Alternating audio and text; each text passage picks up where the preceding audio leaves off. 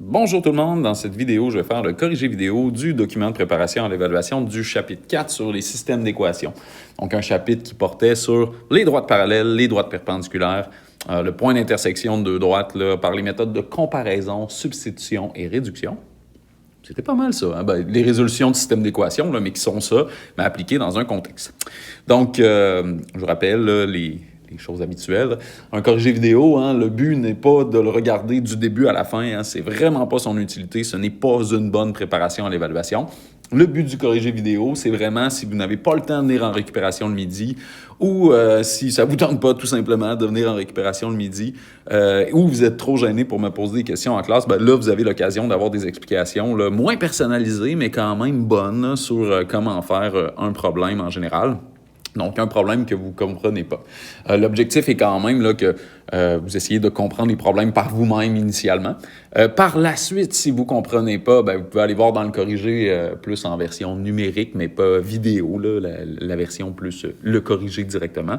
Et là, malgré tout, si vous ne comprenez pas ce qui est là, de vous servir du corrigé vidéo. Là. Fait que l'utilité, c'est vraiment pas de sauter sur le corrigé vidéo pour avoir les explications. Ça développe un mauvais réflexe. L'autre chose aussi, là, c'est que ça peut être s'il y a un élément que vous ne comprenez pas dans un problème. Bref, vous comprenez le principe et vous êtes habitué à, à ce discours-là. Mais j'aime commencer avec ça au début de chaque corrigé vidéo parce que c'est important de le rappeler. Alors, voici une situation, donc question numéro 1. Pour la Saint-Valentin, Bob achète des suçons et des chocolats à son amoureuse.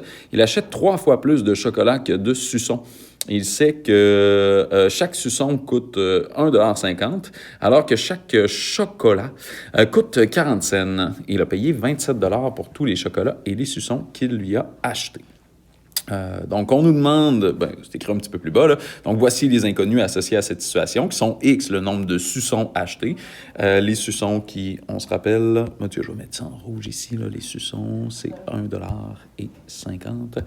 Et les chocolats sont à 40 cents.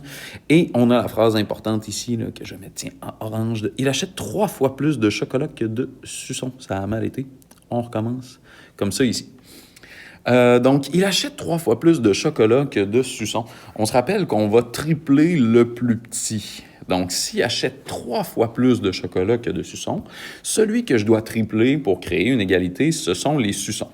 Donc, les suçons, c'est X, ce qui veut donc dire que je vais avoir 3X est égal à Y. Hein? Si on n'en est pas certain, on peut prendre une quantité genre 2 suçons et 6 chocolats, puis vérifier si ça fonctionne. 3 fois 2 est bel et bien égal à 6, ça fonctionne. Donc, ça nous confirme que notre inéquation est bonne. Mais je vous rappelle que le but derrière ça, c'est de rééquilibrer les choses. Hein. Donc, si les quantités ne sont pas les mêmes, le but, c'est de les rendre égales. Fait qu'on va tripler le plus petit pour l'amener au même niveau que le plus grand. Fait qu'ici, comme elle achète 3 fois plus de chocolat que de suçons, c'est les suçons qu'il faut tripler pour amener ça au niveau des chocolats. Donc, 3x est égal à y, ça fait qu'on enlève directement celle-ci et celle-là, parce que c'était x est égal à 3y. Il nous reste donc juste à aller regarder qu'est-ce qu'on fait avec le reste. Je vous rappelle un conseil par rapport à ces traductions-là de texte en système d'équations. C'est bien important de ne pas mélanger les choses ensemble. Fait ici, j'ai voulu exploiter le fait qu'on voulait avoir 3 fois plus. Des gens auraient pu vouloir tripler le 1,50 $ qui est associé au suçon pour, de cette manière-là, venir obtenir 4,50 $. Faut pas. Faut vraiment garder le 1,50 $. Fait que 1,50 $ par suçon, ça aura l'air de ça comme ça ici. Et de 40 cents par chocolat, ça aura l'air de ça comme ça ici. Puis, bien entendu, c'était égal à 27. Donc, la réponse ici est le B. Donc, voilà pour la question numéro 1. Question numéro 2, on dit dans chaque cas, trouve l'équation de la droite demandée. Donc, on veut une droite D2 qui est perpendiculaire à la droite D1. D1, son équation, c'est Y est égal à moins 2X et passant par le point 18,20. Donc, si elle est perpendiculaire, on comprend que la pente de D2, pour la trouver, ce qu'on va devoir faire, c'est prendre la pente de D1. Donc, on doit prendre la pente de D1 qui est de combien?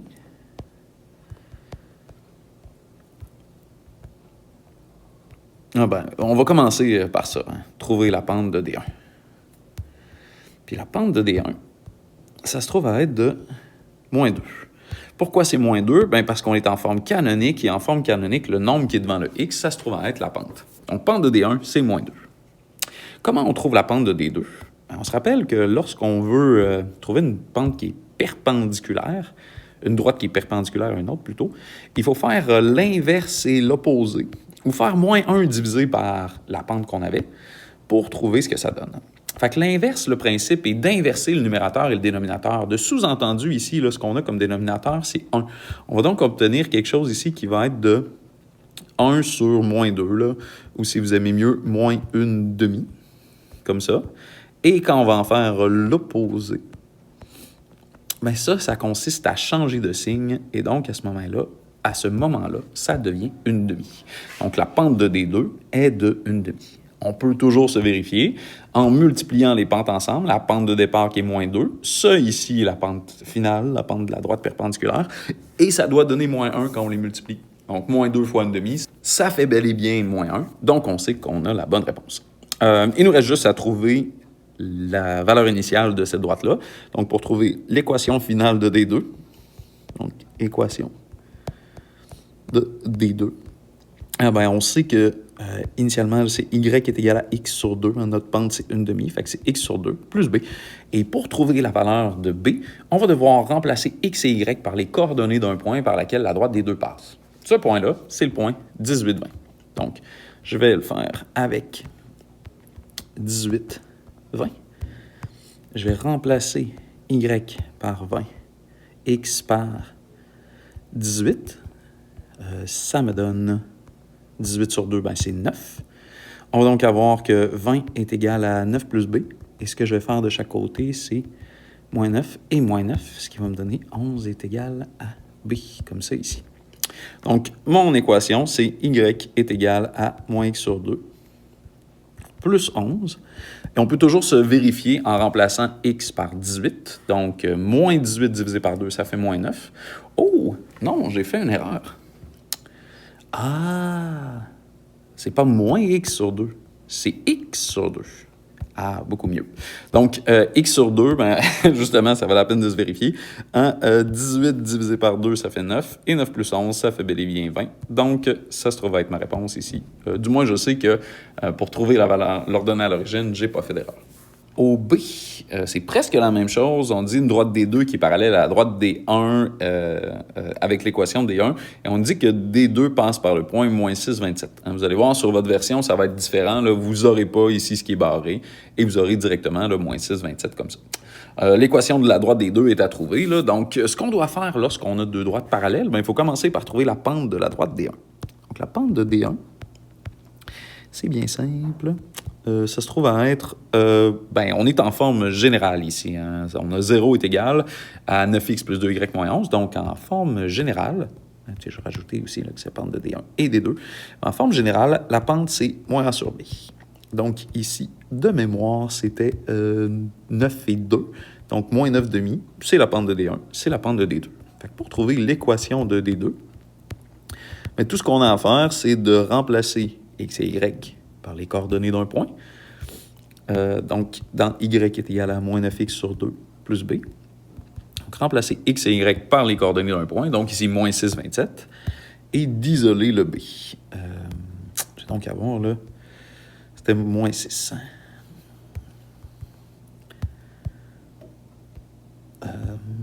Plus b. Donc, moins 9 fois moins 6, ça fait 54. Et 54 divisé par 2, ça fait 27.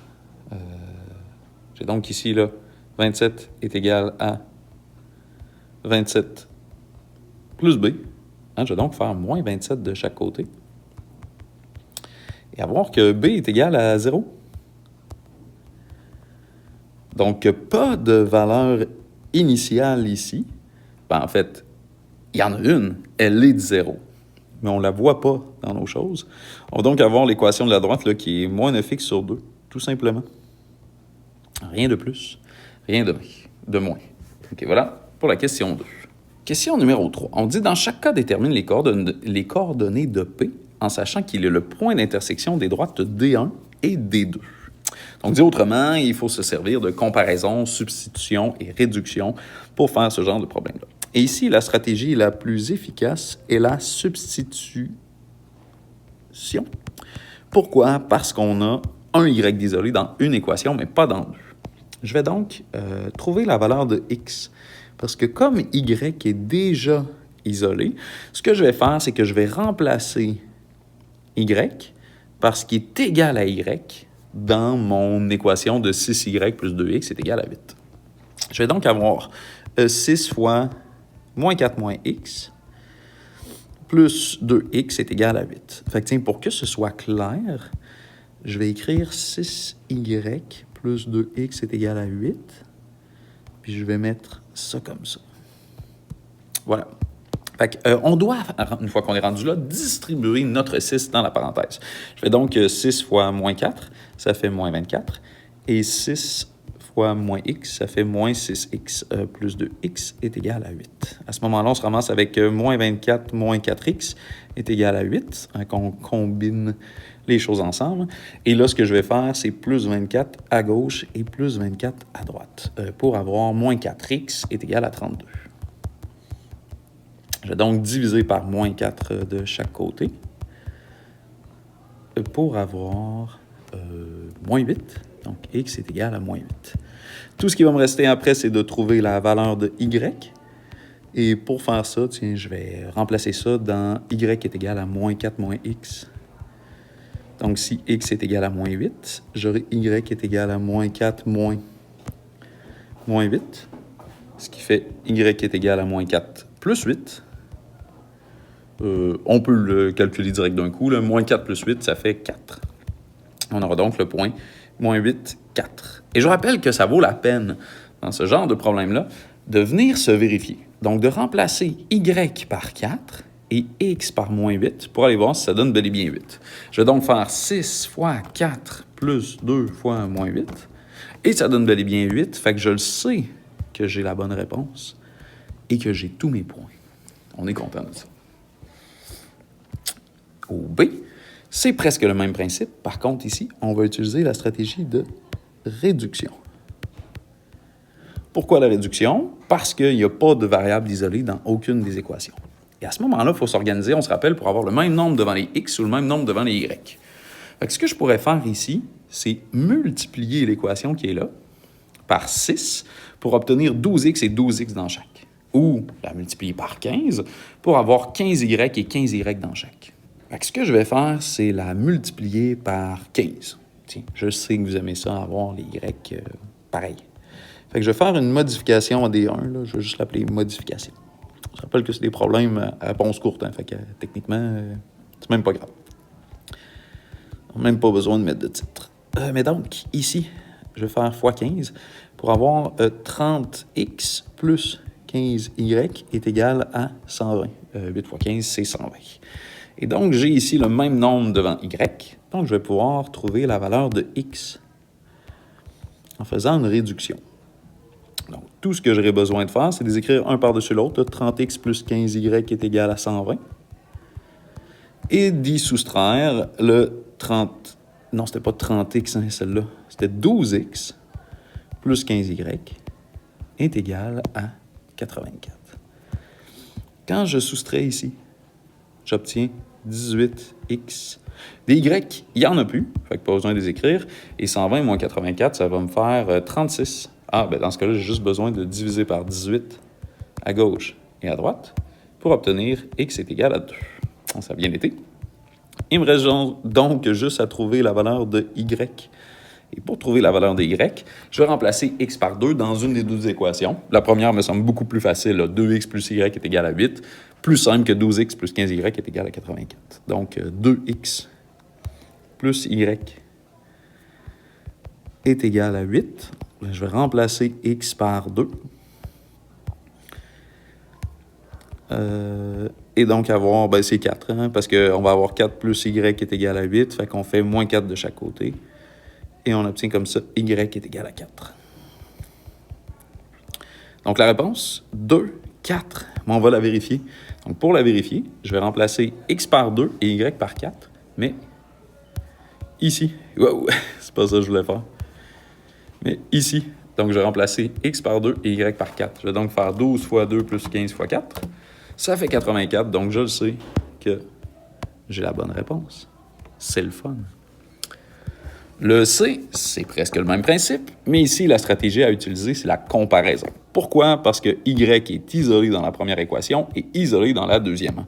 On va donc pouvoir directement trouver la valeur de x et de y. Fait que je commence par ça.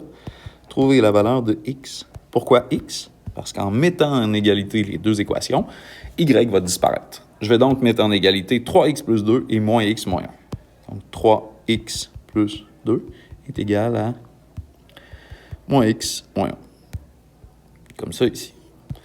Tout ce que j'ai besoin de faire, c'est de transférer tous mes x du même côté en faisant plus x, ce qui va me donner 4x plus 2 est égal à moins 1, et transférer mes nombres, mes termes constants, du même côté en faisant 4x est égal à moins 3, ce qui me donne 4x est égal à moins 3.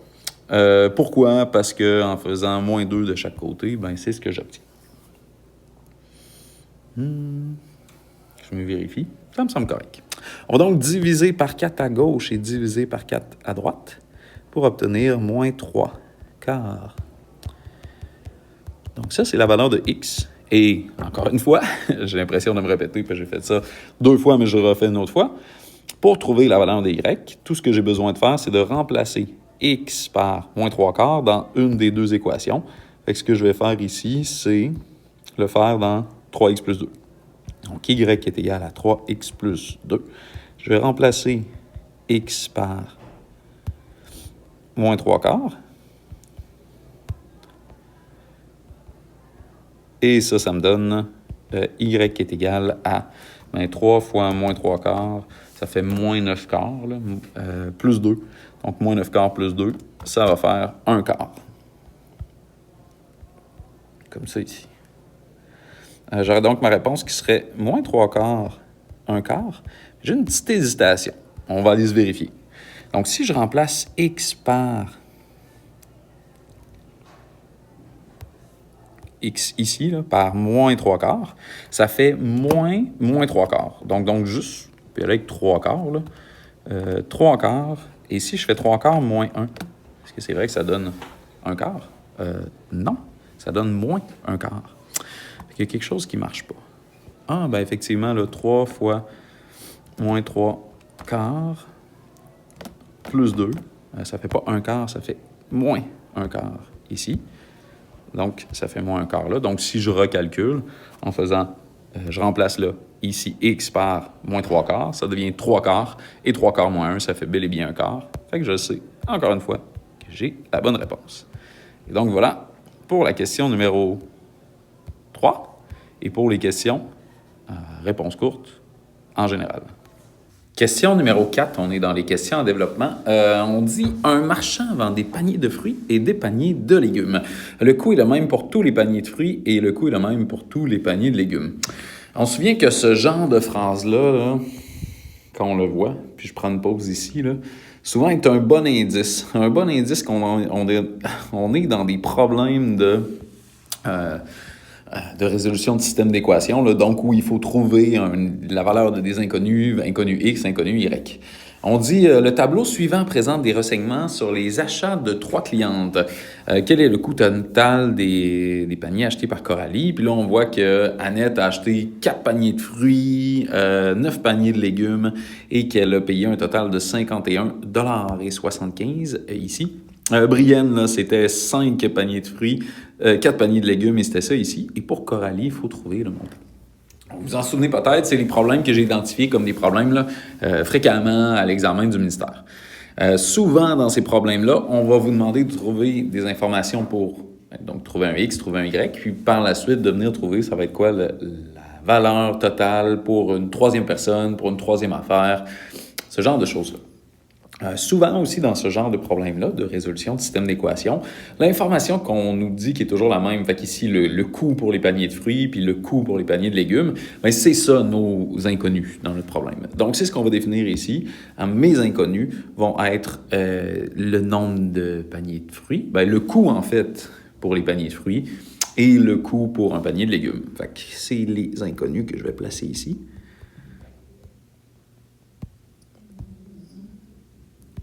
Donc, X, coût, panier de fruits, et Y, le coût de panier de légumes.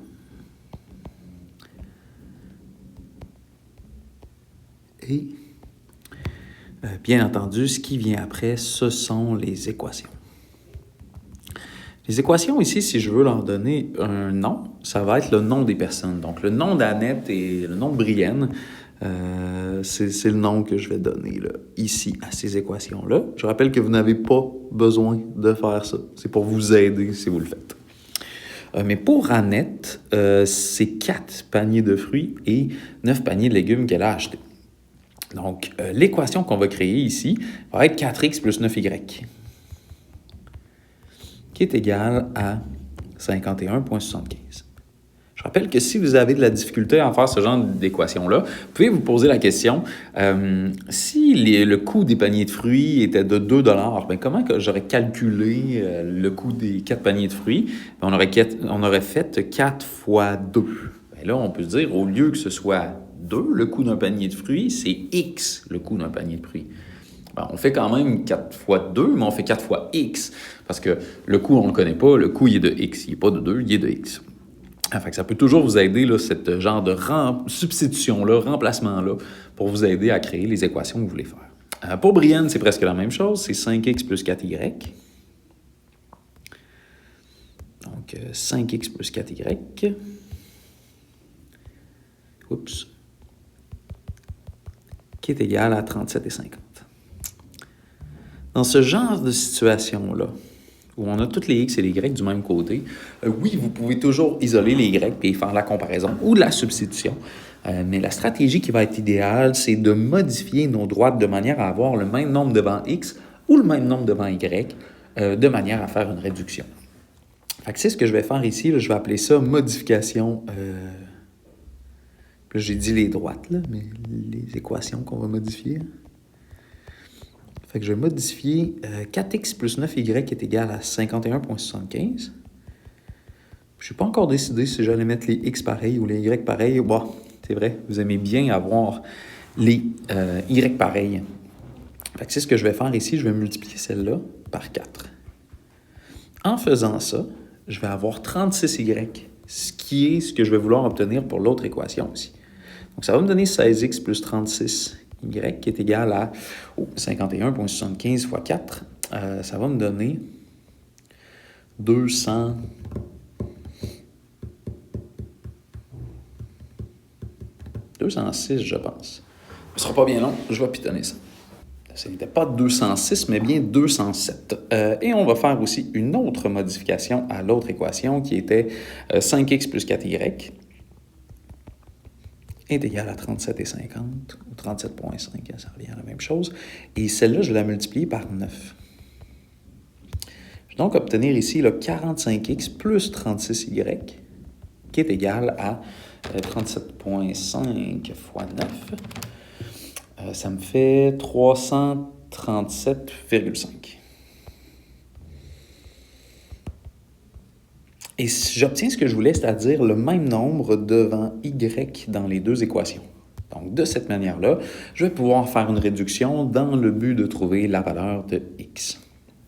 Donc, ce sera mon prochain titre, valeur de x ou même le coût des paniers de fruits.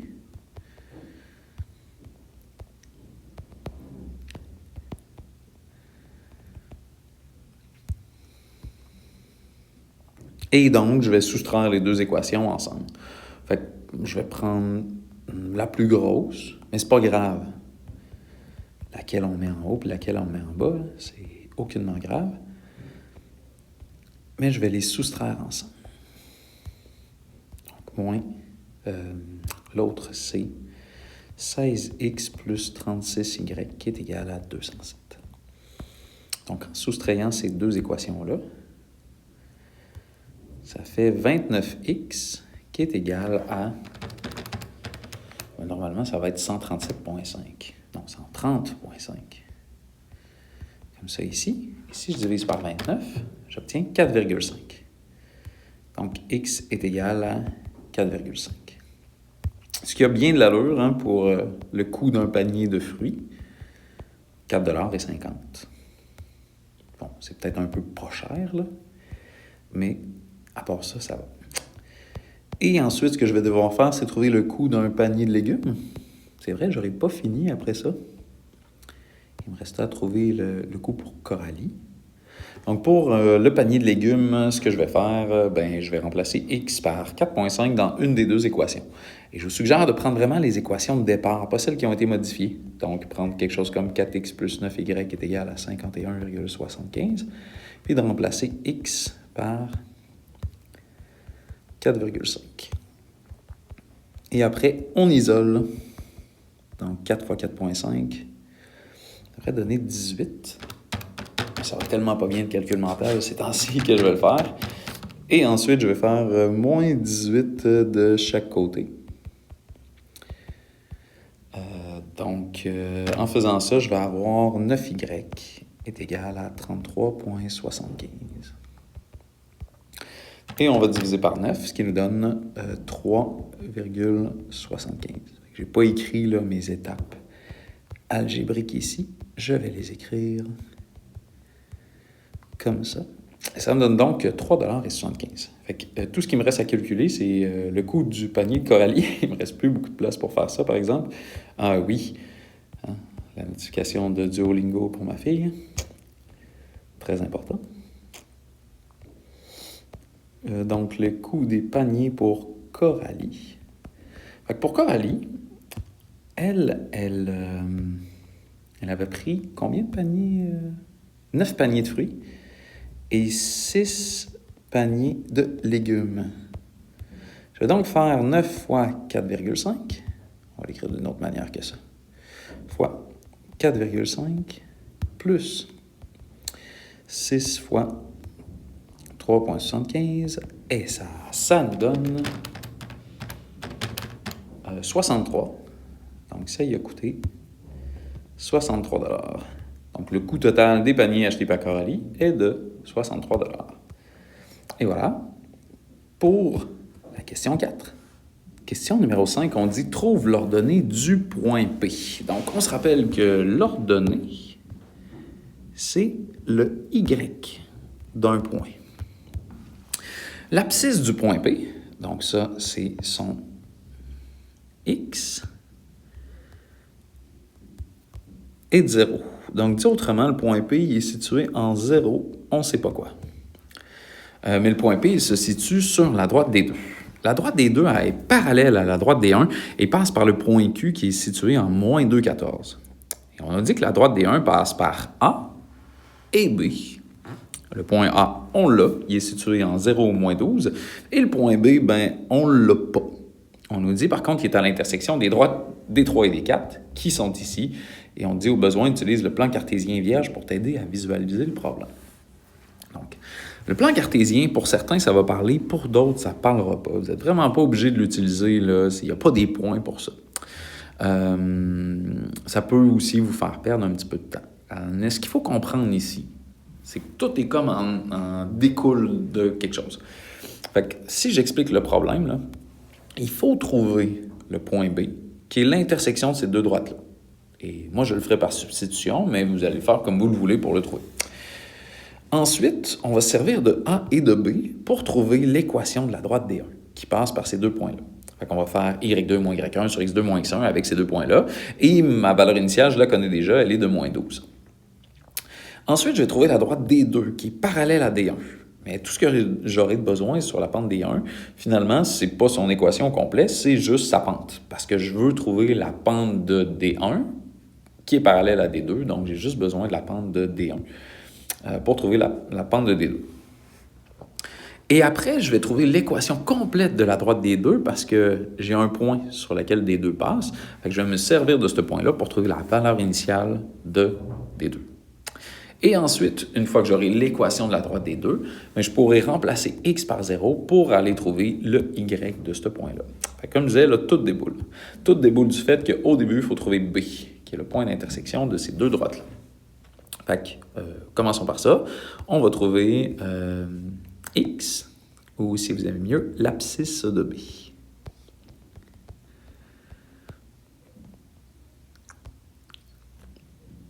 Donc, l'abscisse de b, on l'obtient en faisant la résolution de ce système d'équations-là.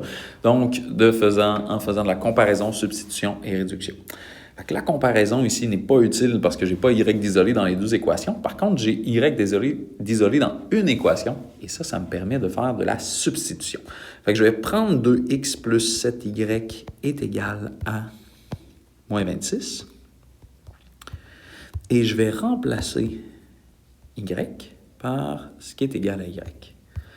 Je vais donc obtenir 2x plus 7 fois moins 5x moins 98, qui est égal à moins 26, comme ça ici. Bien, ensuite, je distribue mon 7. Et j'obtiens donc 2x moins 35x moins 98 fois 7. Ça va me donner moins 686, yes, qui est égal à moins 26. Ensuite, je vais changer le 686 de côté. Est-ce qu'il va me donner 660? Et 2x moins 3x, moins 35x, je peux les combiner ensemble pour obtenir moins 33x est égal à 660. Et ensuite divisé par moins 33 de chaque côté. Ce qui devrait me donner moins 20, si je me calcule bien. Oui, effectivement. X est égal à moins 20. Mais c'est pas tout. Je voulais aussi l'ordonnée de B. Et pour trouver l'ordonnée de B, ce que je dois faire, c'est prendre la valeur que j'ai trouvée, là, le X est égal à moins 20, et de remplacer ça dans une des deux équations, là, soit des 3 ou soit des 4. Ben, je vais prendre des 3. Hein, y est égal à moins 5x moins 98. Ça va me demander moins de travail. Donc, moins 5 fois moins 20. Moins 98. Moins 5 fois moins 20, ça fait 100. Et 100 moins 98, ça fait 2. Je vais prendre le temps de me vérifier. Donc, de remplacer x et y dans celle-là ici. Donc, 2 fois moins 20, ça fait moins 40, plus 7 fois 2, donc moins 40 plus 14, ça fait bel et bien moins 26. Donc, je suis content. Je sais que j'ai la bonne réponse, du moins pour le point d'intersection de ces deux droites-là. Donc, dit autrement, le point B est situé en moins 22. Bien, B en moins 22, là, ça a l'air de quelque chose comme ça ici. Et A était situé en 0, moins 12. Donc, je peux mettre quelque chose comme ça ici. Donc, si je prends la droite qui passe par ces deux points-là, je pourrais utiliser ma règle. Hein. Ce serait plus efficace. Comme ça. Et voilà. Bon, j'ai donc ma droite D1. Mais qu'est-ce qu'on voulait faire avec D1 et déjà? Ah oui, c'était de trouver sa pente, dans le but de trouver la pente de la droite D2, parce que D2 est parallèle à celle-là, mais elle passe par le point moins 2, 14. Le point Q qui est situé en moins 2, 14 sera à peu près ici. Comme ça. Fait que je cherche une droite qui est parallèle à celle-là et qui passe par ce point-là. Et on cherche à trouver c'est quoi finalement l'ordonnée à l'origine de ce point-là. Hein? Fait que le point P, qui est situé en 0, on ne sait pas quoi. On veut trouver son ordonnée. OK, ben là, je suis rendu à trouver la pente de D2, qui est aussi la pente de D1. En fait, j'aurais dû le dire à l'inverse, là. Mais je vais trouver la pente de D1, qui est aussi la pente de D2. Car elles sont parallèles, donc elles ont la même pente. Fait que, pour faire ça, je vais me servir des deux points que j'ai. J'ai le point A qui est 0, moins 12, qui est ici, et le point B qui est moins 22. Donc, A est en 0, moins 12, et B est en moins 22. Je fais donc Y2 moins Y1 sur X2 moins X1, ce qui correspond à 2 moins moins 12, ce qui fait 14, sur moins 20 moins 0. Donc, 14 sur moins 20, c'est comme moins 7 dixièmes. Ça me surprend. C'est pas mon genre de mettre ces valeurs-là, mais c'est possible. J'ai pas besoin de trouver la pente de l'équation complète D1. Ce que je voulais, c'est trouver la pente de D1 et de D2 dans le but de trouver l'équation de D2. Donc, pour trouver l'équation de D2, je vais utiliser le fait qu'elle est parallèle à D1. Donc, elle a la même pente que D1, qui est de moins 7 dixièmes, qui faisait bien du sens en passant au niveau du moins 7 dixièmes comme valeur numérique, dans le sens que c'est négatif et ça descend pas si vite que ça, là. Dans ce qu'on voit sur notre dessin, moins 7 dixièmes, c'est plus petit, plus grand que moins 1, là. Donc, c'est compris entre moins 1 et 0. Donc, c'est une valeur qui fait que ça ne descend pas si vite que ça. Pas comme si ça avait été, mettons, moins 4 ou moins 5. Mais je veux trouver donc la pente de cette... pas la pente, l'ordonnée à l'origine de D2. Et pour faire ça, je dois remplacer X et Y par les coordonnées d'un point qui est sur D2. Comme Q est sur D2, je vais pouvoir remplacer X par moins 2, Y par 14 et aller voir ce que ça donne. Donc, il ne reste plus qu'à transformer moins 7 fois moins 2 sur 10, qui est en fait le 14 sur 10 en nombre décimal ou en fraction. Fait que si je continue, 14 est égal à 1,4 plus B. Et ce que je vais faire de chaque côté, c'est moins 1,4 et moins 1,4 pour avoir 12,6 qui est égal à B. Donc, c'est pas terminé mon problème. Par contre, j'ai l'équation de la droite. C'est Y qui est égal à moins 7X sur 10 plus 12,6, ou on pourrait le mettre aussi en fraction.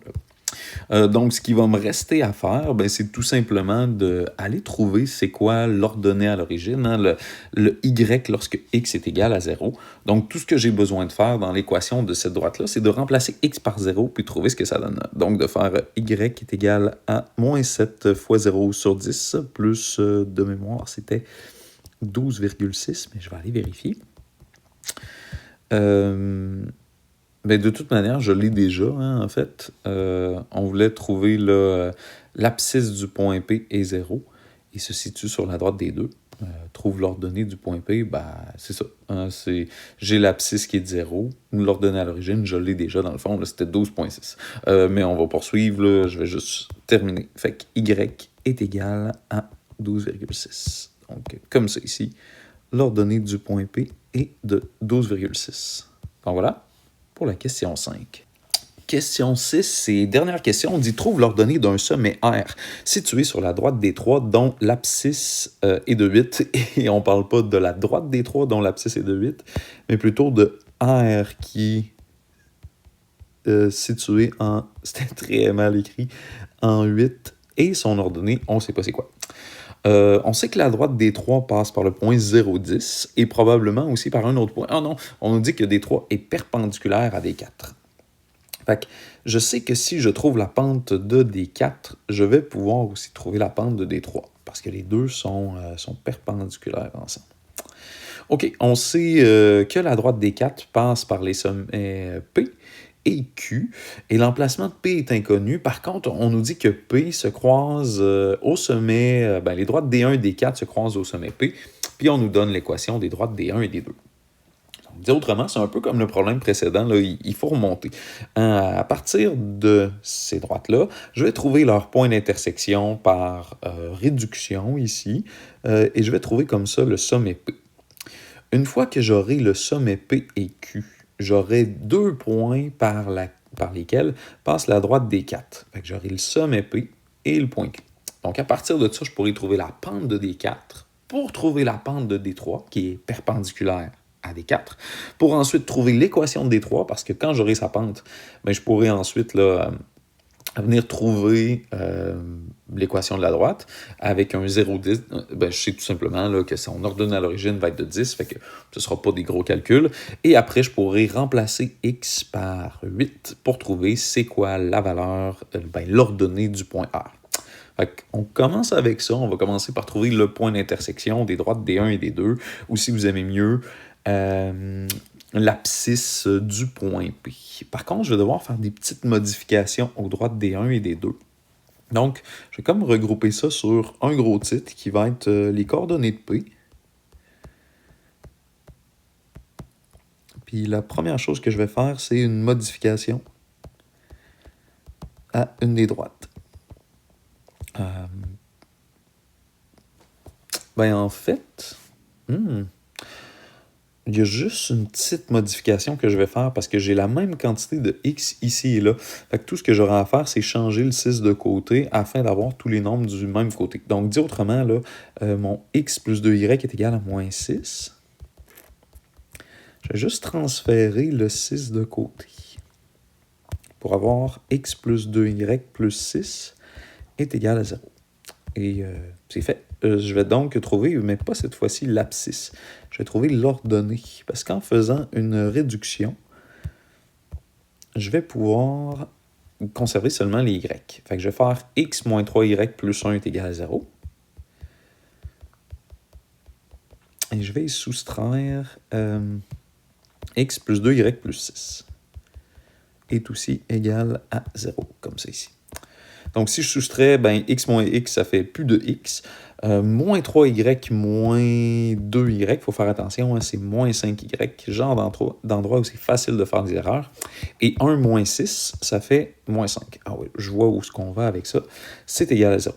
Fait que tout ce que j'ai besoin de faire, c'est changer 5y ou 5 de côté. Tiens, je vais changer 5y. Et j'aurai donc moins 5 est égal à 5y. Fait que je vais diviser par 5 à gauche et à droite dans le but d'obtenir mon y qui est de moins 1. Fait que là, j'ai l'ordonnée de P. Je vais trouver aussi l'abscisse de P. Hein. Ce sera ma troisième étape. L'abscisse de P.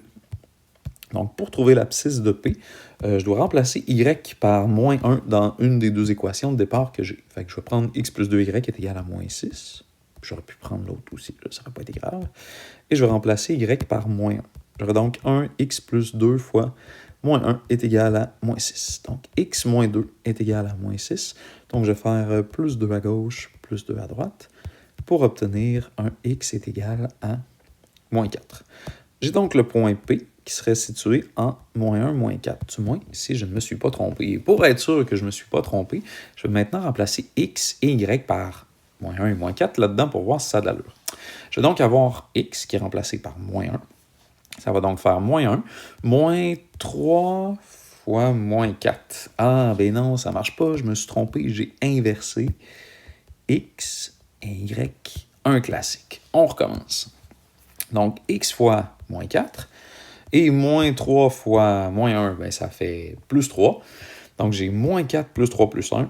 Est-ce que c'est vrai que c'est égal à 0? Oui. Donc, je sais que ça, c'est mes bonnes valeurs. Une chance que j'ai pris le temps de vérifier. Ça ne m'a pas donné n'importe quoi. Tiens, ce serait un bon moment pour faire l'esquisse qui, c'est vrai, je ne l'ai pas dit au départ là, de ce problème-ci, je l'avais dit dans le précédent, mais vous n'avez pas de point pour faire l'esquisse, c'est vraiment juste pour vous aider si ça vous aide. Fait que P, c'est le point moins 4, moins 1. Je vais le placer quelque part comme ici, en moins 4, moins 1. Et le point Q est situé en moins 7, moins 3. Fait que moins 7, moins 3, à peu près ici. Tiens. Je me trouvais wise avec mon placement de P. Là. Je trouvais qu'il était bien placé pour la droite, mais finalement, pas en tout. Après avoir placé Q, il était un peu d'ingénieur. Non, pas si pire. Hein. C'est pas trop sur ma règle. OK. Là, mon trait, il n'est pas à mon goût. C'est pas la règle que je voulais bouger. Mais ouais, on va le poursuivre comme ça. Fait que c'est un petit peu croche, là, mais on le voit pas bien. Donc, P est situé en moins 4, moins 1, comme je disais, et Q est situé en moins 7, moins 3. On nous dit qu'on a une droite perpendiculaire à D4. Hein, ça, c'est D4 qui passe par là. Et qui est la droite D3. Et D3 passe par le point 0,10. Tiens, 0,10, je vais le mettre ici. Et D3 est perpendiculaire. On va se servir de la règle encore. Pour tracer quelque chose qui est perpendiculaire et qui passe par 0,10. Donc, D3 a l'air de ça à peu près. Et on veut trouver lorsque l'abscisse est de 8, fait que j'ai un point R à quelque part, là, sur cette droite-là, qui a une abscisse de 8, et on ne connaît pas son ordonnée. OK, je poursuis avec ça. Hein, fait que ma deuxième étape, maintenant, ça va être de trouver la pente de D4, dans le but de trouver la pente de D3. Fait que je vais poursuivre ici, tiens. Donc, la pente de D4. Pour trouver ça, je vais me servir des deux points que j'ai. Donc, le point P que je viens de trouver, qui est le point -4, -1, et le point Q qui nous était donné, qui était le -7, -3.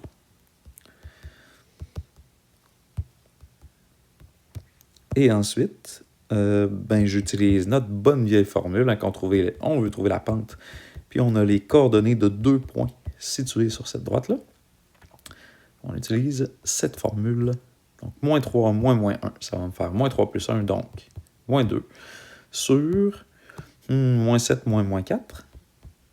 Ce qui fait -7 plus 4, donc -3.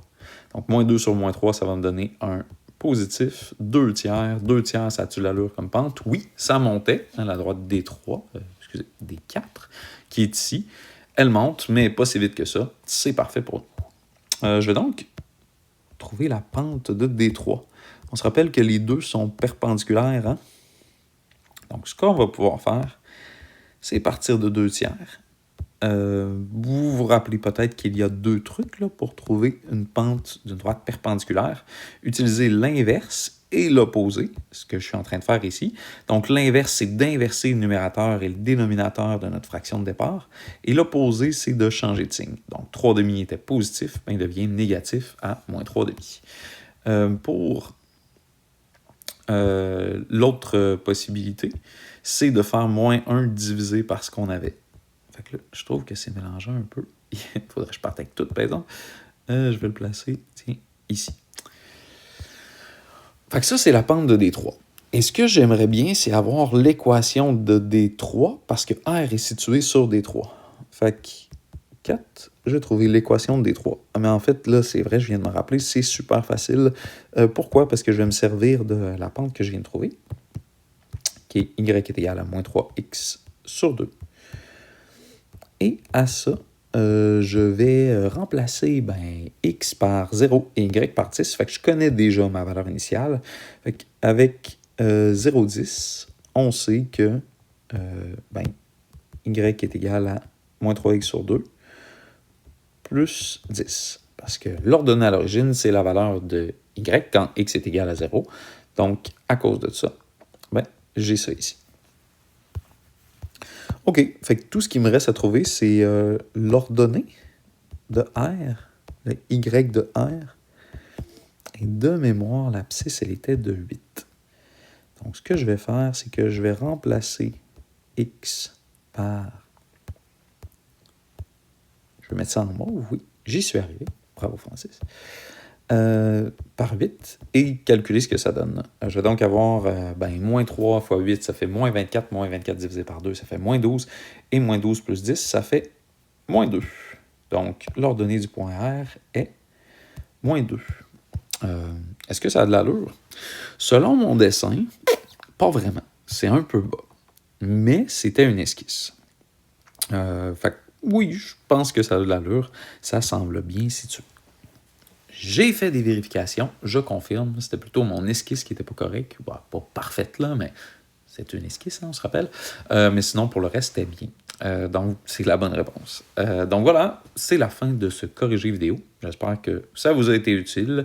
Je vous souhaite une bonne préparation à l'évaluation. Puis s'il y a quoi que ce soit, n'hésitez pas à venir me voir en récupération, me poser des questions ou à m'écrire. Ça va me faire plaisir de vous répondre aussi. Je vous souhaite une bonne fin de journée. Au revoir.